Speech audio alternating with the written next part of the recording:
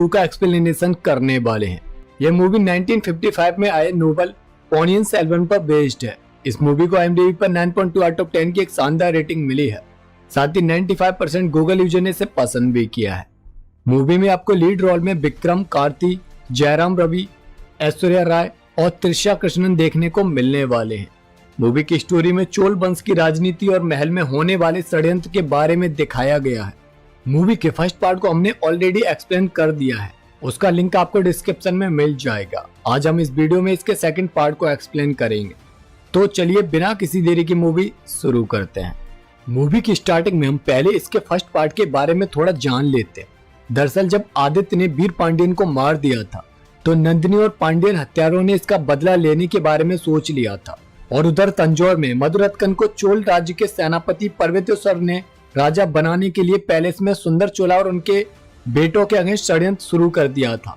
और फिर नंदिनी ने पर्वतेश्वर को बातों में लेकर अरुण मौजी को शिमला में बंदी बनाने का आदेश दिलवा दिया, जहां पर पांडियन हत्यारों ने अरुण मौजी पर अटैक किया और वहां पर समुद्र में अरुण मौजी का जहाज डूब गया और सबको ऐसा लगा कि अरुण मौजी मारा गया। उसके बाद हम फ्लैशबैक में देखते हैं कि कैसे आदित्य की लाइफ में नंदिनी की एंट्री हुई थी। दरअसल नंदिनी आदित्य के राज्य के एक मंदिर में रहती थी। वो अनाथ लड़की थी और एक दिन कुंदाबाई उसे अपनी फ्रेंड बनाकर अपने पैलेस में लेकर आई थी, जहां पर ही फर्स्ट टाइम आदित्य से उसकी मुलाकात हुई थी और तभी से वो दोनों एक दूसरे से प्यार करने लगे थे। पर एक दिन जब आदित्य नंदिनी से मिलने जंगल में गया तो वहां पर नंदिनी उससे बात करने से मना करने लगी, क्योंकि कुंदाबाई ने कहा था कि वो एक अनाथ लड़की है और उसके कुल के बारे में भी उन्हें नहीं पता है, इसलिए वो आदित्य से दूर रहे। पर आदित्य नंदिनी से बहुत प्यार करता था और उसे छोड़ना भी नहीं चाहता था, इसीलिए सुंदर चोला के कहने पर उनके सैनिकों ने नंदिनी को राज्य से बाहर निकलवा दिया। और जब इस बारे में आदित्य को पता चला तो उसे बहुत बुरा लगा, पर वो कहीं भी नंदिनी को ढूंढ नहीं पाया था। अब प्रेजेंट सीन में अरुण मौजी के समुद्र में डूबने के बाद पूरे राज्य में शोक का माहौल होता है और जब इस बारे में आदित्य को पता चलता है तो वो गुस्से में नंदिनी को मारने के लिए निकल पड़ता है, क्योंकि वो जानता था कि नंदिनी ने ही षड्यंत्र करके अरुण मौजी को मरवाया होगा। उधर पांडियन हत्यारे अरुण मौजी की डेड बॉडी को ढूंढ रहे होते हैं, क्योंकि उसके बिना वो नहीं कह सकते थे कि अरुण मौजी मर चुका है। और उसके साथ ही काफी ढूंढने के बाद आदित्य का फ्रेंड पार्थिवन पर्वतेश्वर के पास आता है और उन्हें बताता है कि अरुण मौजी के बारे में उन्हें कोई भी जानकारी नहीं मिल पाई है। यह सुनकर पर्वतेश्वर को बहुत बुरा लगता है और तभी वहां पर नंदिनी आ जाती है, जो पार्थिवन को अपने साथ ले जाती है, जहां पर वो उससे एक हेल्प मांगती है और उसकी सुंदरता के सामने पार्थिवन उसकी हेल्प करने के लिए मान जाता है। दरअसल नंदिनी चाहती थी कि पार्थिवन आदित्य के पास जाकर आदित्य को कंदमपुर लेकर आए, जहां पर वो उससे मिलना चाहती है। दूसरी तरफ मधुरत्कन तंजौर की गद्दी पर बैठने के लिए अपनी सेना को बढ़ा रहा होता है और अपने से भक्तों को इकट्ठा करके उनका साथ देने के लिए कहता है और वो लोग मिलकर मधुरत्कन को अपना राजा बनाने के लिए एक साथ आ जाते हैं। इसके साथ ही राष्ट्रकूट के राजा मधुरत्कन के पास आकर उनसे हाथ मिलाने की बात करते हैं, जबकि इतने सालों से राष्ट्रकूट चोल वंश के दुश्मन बने हुए थे। पर अब वो मधुरत्कन को यकीन दिलाते हैं कि वो अपनी बेटी की शादी उससे कर देंगे और उसे चोल राज्य का राजा बना देंगे। बदले में वो सुंदर चोला के दोनों बेटों को मार देंगे। दूसरी तरफ हमें पता चलता है कि अरुण मौजी जिंदा है। उसे मौनी माँ ने समुद्र में डूबने से बचा लिया था और अब अरुण मौजी को बंदी देवन वहां से बचाकर बौद्ध भिक्षुओं के पास लेकर आता है। पर रास्ते में उसे पांडियन हत्यारे मिल जाते हैं और उनसे बचाकर अरुण मौजी को बौद्ध भिक्षुओं के पास वो ले जाकर छोड़ देता है। वहां पर उनकी केयर अच्छे से की जाती है और उधर पार्थिवन आदित्य के पास आता है, जहां पर वो उन्हें बताता है कि अरुण मौजी के बारे में तो उसे कोई भी जानकारी नहीं मिल पाई थी, पर नंदिनी ने उनके लिए एक पैगाम भेजा है जिसमें उन्होंने कहा है कि वो आदित्य से मिलना चाहती हैं और उनके कहने पर आदित्य उनसे मिलने जरूर आएंगे। दूसरी तरफ नंदिनी अपने पास्ट को याद करती है कि कैसे आदित्य ने नंदिनी की रिक्वेस्ट करने के बाद वीर पांडियन को मार दिया था और मरने से पहले वीर पांडियन ने नंदिनी से कहा था कि उन्होंने हमेशा से उसे अपनी बेटी की तरह पाला है और इसीलिए उनकी मौत के बाद वो उनके बेटे का ख्याल रखेगी और उनकी मौत का बदला भी लेगी।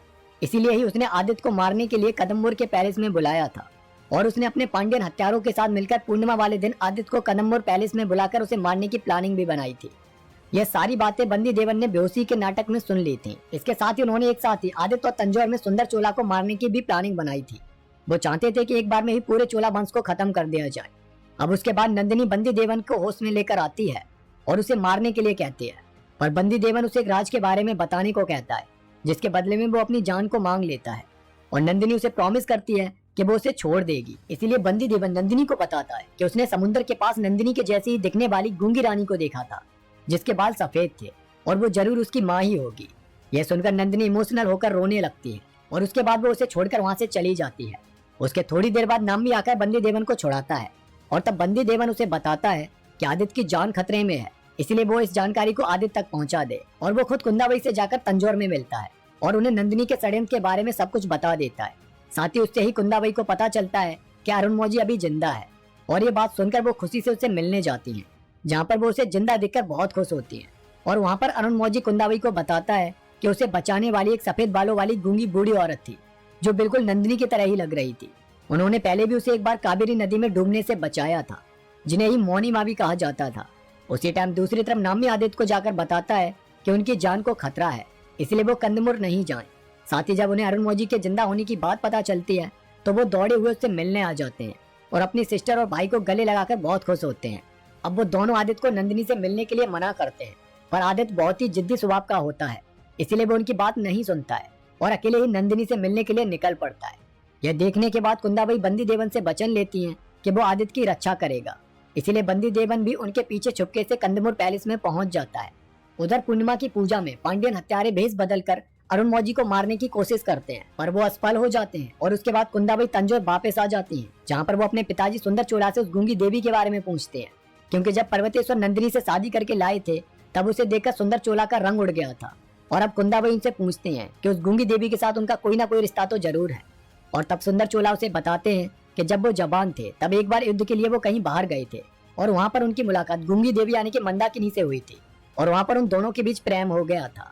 पर किसी कारण की वजह से सुंदर चोला को पैलेस वापस लौटना पड़ा और उस टाइम वो उसे वादा करके लौटे थे कि वो उसे लेने दोबारा आएंगे, पर कई सालों तक वो अपने राज्य के काम की वजह से उसे भूल गए। और जब उन्हें याद आया तो उन्होंने अपने एक दूत को उसे लाने को भेजा, पर उसने आकर सूचना दी कि समुद्र में डूबने से मंदाकिनी की मौत हो गई।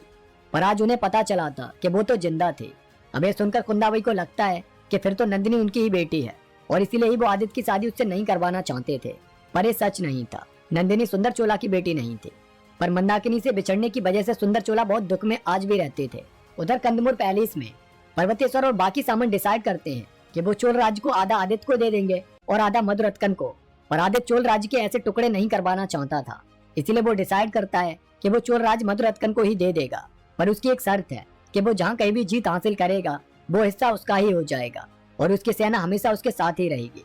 अब इस प्रस्ताव को सब लोग मान लेते हैं और पर्वतेश्वर आदित्य के कहने पर मधुरत्कन को बुलाने के लिए तंजौर की तरफ निकल पड़ते हैं। दूसरी तरफ तंजौर राजमहल में पांड्यन हत्यारे गुप्त रास्ते से महल के अंदर प्रवेश कर जाते हैं, जहाँ से वो सुंदर चोला को आसानी से मार सकते थे, पर उन्हें अंदर जाते हुए मंदाकिनी देख लेती हैं और इसीलिए वो भी उनके पीछे चली जाती हैं। उसके बाद थोड़ी देर बाद वहाँ पर अरुणमौजी आ जाते हैं।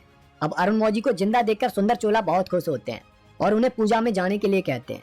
अब क्योंकि सुंदर चोला अपने रूम में अकेले थे तो पांड्यन हत्यारे उन्हें मारने की कोशिश करते हैं, पर तभी सुंदर चोला के सामने मंदाकिनी आकर खड़ी हो जाती हैं और सुंदर चोला की तरफ आने वाले बाणों को अपने ऊपर ले लेती हैं, जिससे उनकी मौत हो जाती है।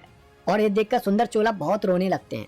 उनकी आवाज सुनकर अरुणमौजी वहाँ पर आकर पांड्यन हत्यारों का विनाश कर देते हैं, पर मंदाकिनी के जाने से सुंदर चोला और ज्यादा टूट जाते हैं। उधर मधुरत्कन अपनी सेना को लेकर राष्ट्रकूट के पास पहुंच जाते हैं और वहाँ पर बैठकर आगे की प्लानिंग करने लगते हैं। दूसरी तरफ रास्ते में पर्वतेश्वर को पता चलता है कि Nandini Pandyan Wanted? Swiggy it. हत्यारों से मिलकर आज आदित्य को मारने वाली है और इसीलिए पर्वतेश्वर रास्ते में से ही वापस लौट आते हैं। और उधर कदम्बुर महल में पांड्यन हत्यारे और बंदी वेदन छुपे हुए होते हैं। बंदी वेदन पांड्यन हत्यारों से आदित्य को बचाने के लिए आया हुआ था और फिर आदित्य नंदिनी के पास आता है, जहाँ पर वो उसे बताता है कि वो आज भी उससे बहुत प्यार करता है और उसे पता है कि वो भी उससे बहुत प्यार करती है, पर वीर पांड्यन को मारकर उसने उसकी रिक्वेस्ट को ठुकरा दिया था। उसका गिल्ट आज भी उसे जीने नहीं देता है, इसीलिए वो चाहता है कि नंदिनी उसे मार दे ताकि वो उसके हाथों मरकर अपना पश्चाताप कर सके। पर नंदिनी उसके मोह की वजह से उसे मार ही नहीं पाती है और तब आदित्य खुद ही खंजर लेकर नंदिनी के हाथों खुद को मरवा देता है, जिससे उसकी मौत हो जाती है। और उसे बचाने के लिए जैसे ही बंदी वेदन आगे बढ़ता है तो पर्वतेश्वर को लगता है कि बंदी वेदन उसे मारने आया है, इसलिए वो बंदी वेदन को ही बेहोश कर देता है। और उतनी देर में पांड्यन हत्यारे पर्वतेश्वर को घायल करके वहां से नंदिनी को लेकर चले जाते हैं। अब होश में आने के बाद बंदी बेदन आदित्य को बाहर निकाल कर लेकर आता है। इसीलिए सबको यही लगता है कि बंदी बेदन ने ही आदित्य को मारा है और इसीलिए बंदी बेदन को अब अरेस्ट कर लिया जाता है और आदित्य का फ्रेंड पार्थिबन अरुण मौजी और बंदी बेदन के अगेंस्ट हो जाता है। उधर नंदिनी बहुत दुखी बैठी हुई होती है कि तभी उसे रविदास से पता चलता है कि वीर पांड्यन ने नंदिनी की मां मंदाकिनी को किडनैप कर लिया था और उसके साथ जबरदस्ती की थी, जिससे ही नंदिनी का जन्म हुआ था और इसीलिए नंदिनी वीर पांड्यन की ही बेटी थी। यह सुनकर नंदिनी को बहुत बुरा लगता है क्योंकि उसे जिसने चाहा उसने सिर्फ यूज ही किया था और इसी गिल्ट की वजह से नंदिनी खुद को नदी में समर्पित कर देती है। उधर पार्थिबन राष्ट्रकूटों से जाकर हाथ मिला लेता है और वो लोग मिलकर चोल साम्राज्य को खत्म करने की प्लानिंग करने लगते हैं और ये बात मधुरत्कन को अच्छी नहीं लगती, इसलिए वो उनका साथ छोड़कर अरुण मौजी के साथ आ जाता है। अब उसे एहसास हो गया था कि उसने गद्दी के लालच में सबको बहुत दुख दिया है। उसके बाद बंदी बेदन को सुंदर चोला के सामने लाया जाता है जहाँ पर वो खुद को आदित्य की मौत का गुनहगार मानता है क्योंकि वो उसे बचा नहीं पाया था। पर पर्वतेश्वर आकर बताते हैं कि जिस टाइम पर आदित्य की मौत हुई थी उस टाइम पर बंदी बेदन तो बेहोश था, इसीलिए उसने आदित्य को नहीं मारा है। आदित्य की मौत के जिम्मेदार पांड्यन हत्यारे ही है। तभी उन्हें पता चलता है कि राष्ट्रकूटों की सेना उनके राज्य में आ चुकी है और इसीलिए अब अरुण मौजी के साथ मधुरत्कन और बंदी बेदन दोनों मिलकर उस युद्ध में लड़ते हैं और राष्ट्रकूटों के राजा को मारकर उस युद्ध को जीत लेते हैं। अब उस जीत के बाद सुंदर चोला चोल वंश की गद्दी पर अरुण मौजी को बिठाने की बात करते हैं, पर अरुण मौजी उस गद्दी को मधुरत्कन को दे देता है और 14 साल बाद उनकी मौत के बाद खुद उस गद्दी पर बैठकर चोल साम्राज्य को चारों तरफ फैला देता है।